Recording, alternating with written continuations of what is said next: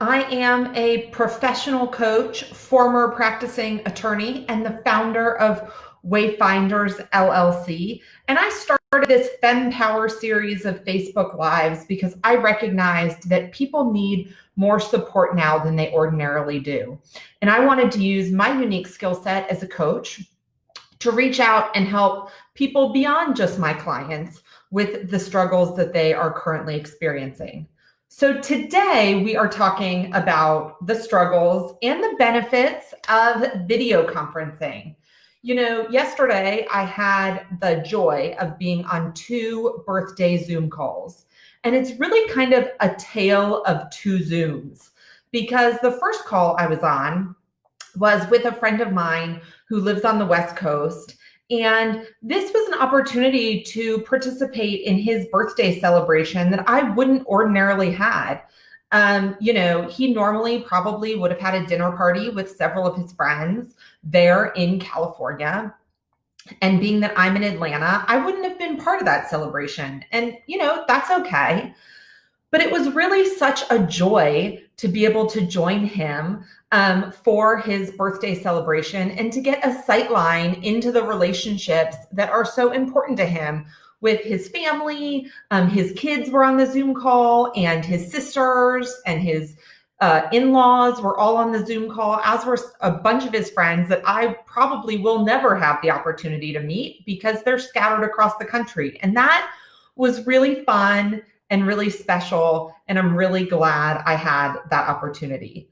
The second Zoom call was with some of my dearest friends in Atlanta, my OG work wives from Kilpatrick, the first firm that I worked at.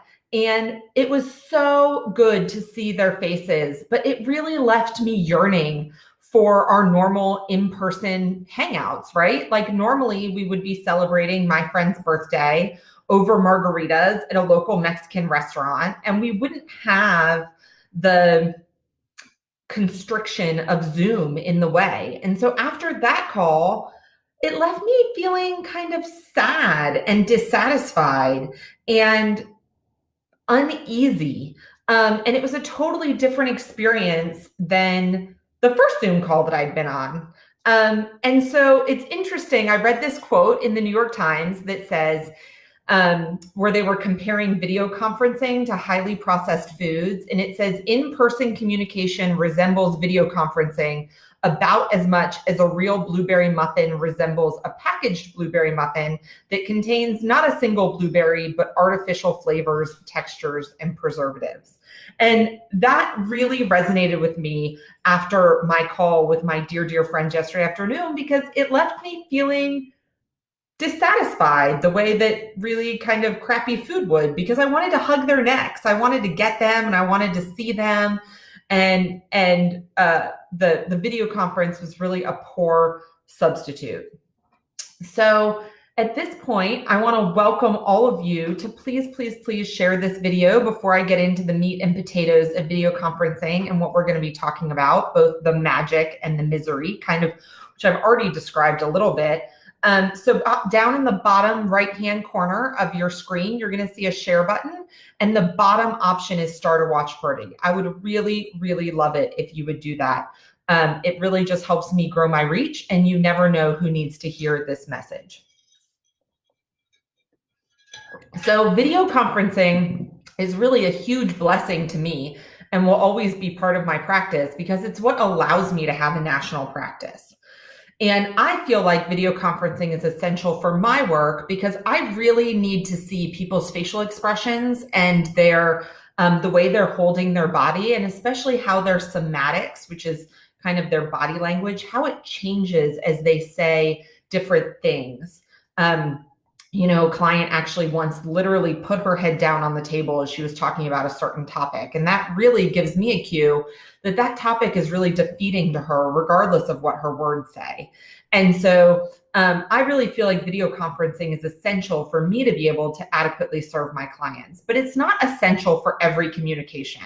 And so before you schedule a video conference, really consider whether this communication can be handled with an email, with a phone call, with a conference call, a good old-fashioned conference call. I've been on a million of those, and they've worked very effectively to date. Not all conference calls need to be video conferences.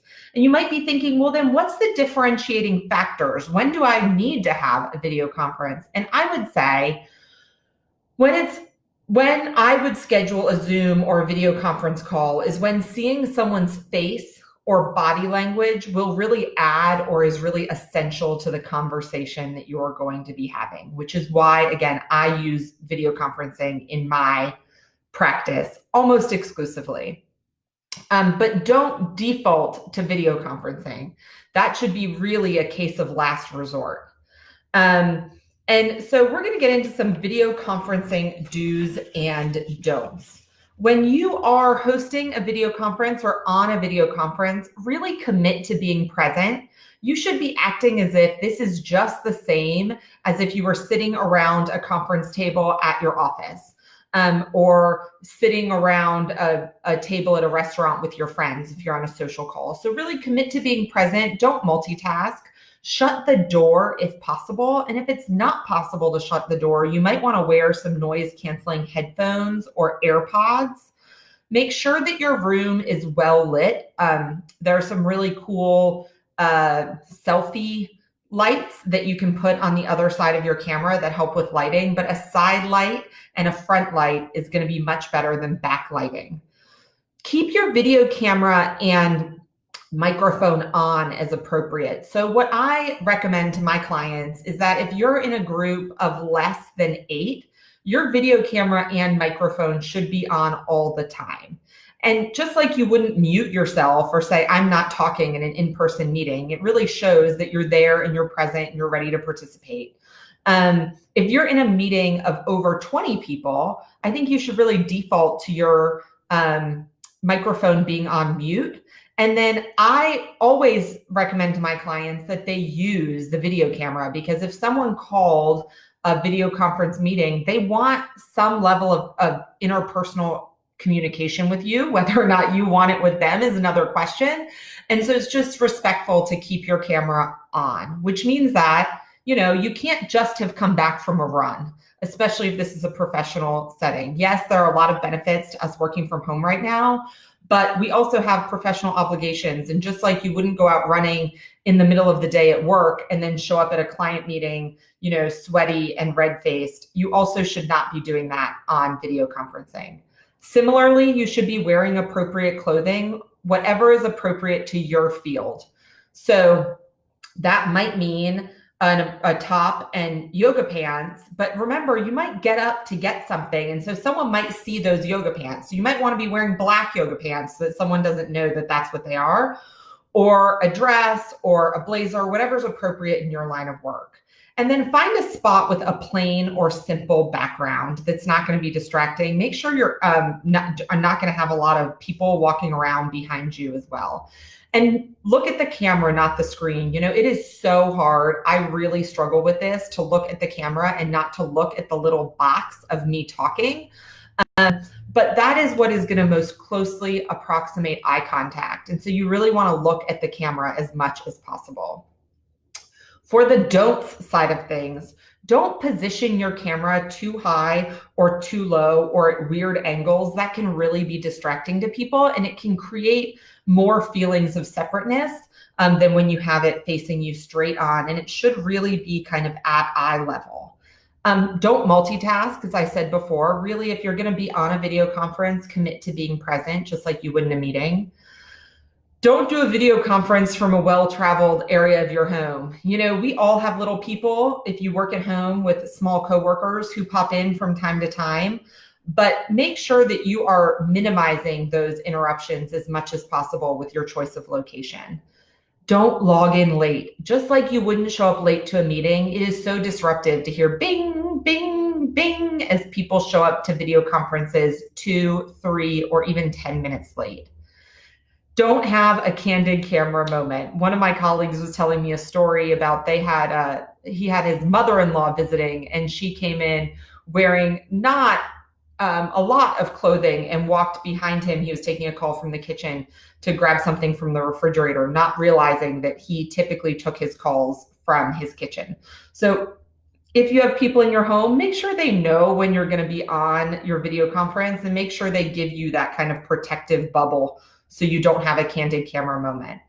And then lastly, don't allow ambient background noise. You know, things come up and we don't always have control. I was doing a webinar for a law firm and my yard guys showed up, and it was the worst background noise, and I couldn't find my noise canceling headphones.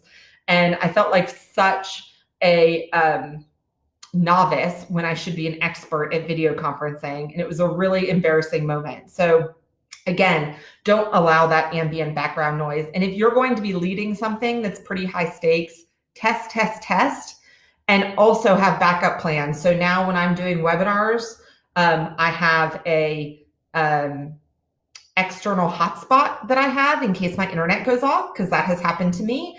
And then I also have noise canceling headphones just right at my reach, so that if something happens, like a garbage truck comes by or dogs start barking outside my window, that I can reach over and put on my noise canceling headphones.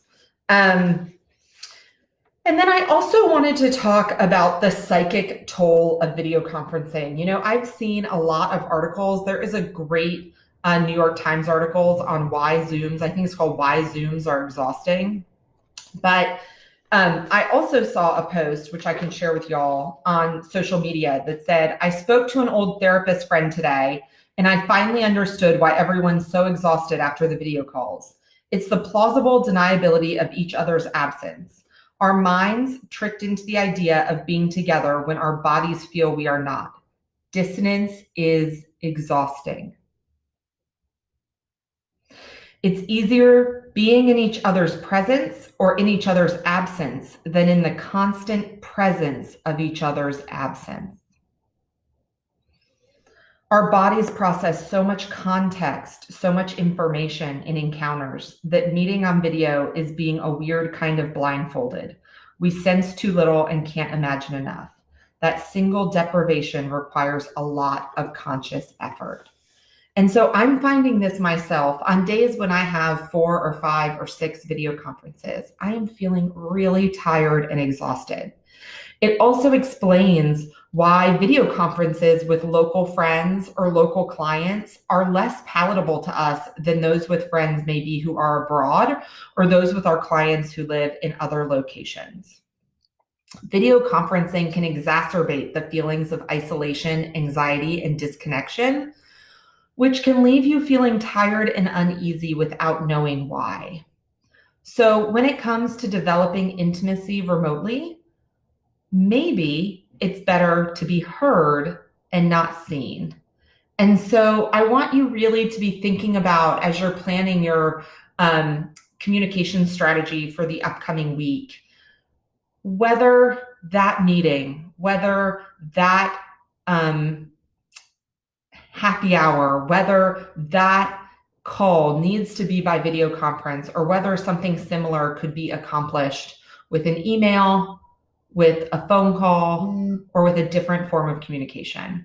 But if you do need to use video conferencing like I do for my coaching practice, it is such a wonderful tool so that you can see people's faces and body language across very large distances. So it is both magical and a little miserable, this video conferencing technology.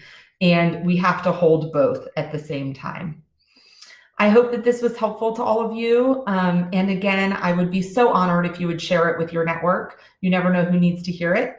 Until tomorrow. Tomorrow we have Ken Evers-Hood is going to be joining us to talk about David White's conversational leadership, how to have courageous conversations to reduce friction in all your relationships, whether they be at home or within your organizations. I am really looking forward to that conversation. Ken is hilarious. He is a pastor. He's a poet. He's a leadership coach. He is a dear friend of mine, and I cannot wait to talk to him and share his wisdom with y'all tomorrow.